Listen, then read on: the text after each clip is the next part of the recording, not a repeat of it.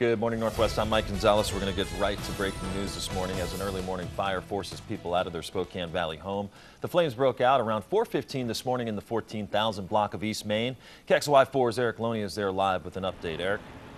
Yeah, good morning. We have Battalion Chief Ken Capal with us this morning to tell us exactly what we know so far about this fire. We do know it started around, 4:15. What can you tell us after that? We got a report of a house fire at 4:15. The occupants have woke up to the sound of the smoke detectors going off in their house.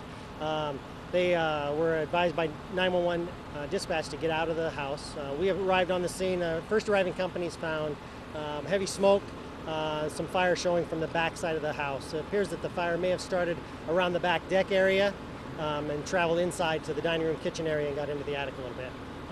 All the occupants got out on their own. It started on the outside. Anything suspicious about this fire? It appears that again, it started near the deck area. It doesn't appear suspicious. It's currently under investigation. We have some ideas of what may have started it, some early indications that some combustible material on the back deck may have started the fire.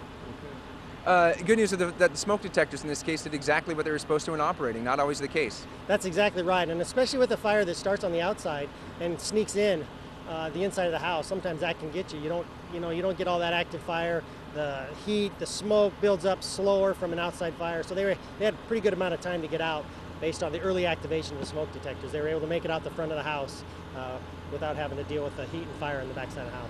And firefighters, you guys made quick work of this. I mean, it didn't take you long to knock it down. Right. We had an engine and a ladder show up real quick from Station 7 just down the street.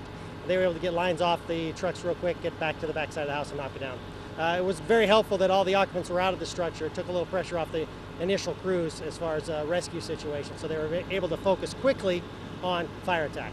And Chief, what kind of damage to the house? Our investigators estimating somewhere between $70,000 and $80,000 worth of damage. Got into the attic, burned up some roofs, some roof trusses, damaged the kitchen and dining room, heavy smoke and fire damage in that localized area, and then smoke damage throughout. Okay. All right. Battalion Chief Ken Capal, thanks very, very much. Thank you. So Best and Adams, that's where we are. This house is right on the corner of Best and Adams. This is still shut down. This is between Evergreen and Sullivan, just right off Sprague. Sprague is the next road down from us, and it is blocked off. So that is Adams that is currently shut down right around this first intersection. Mike?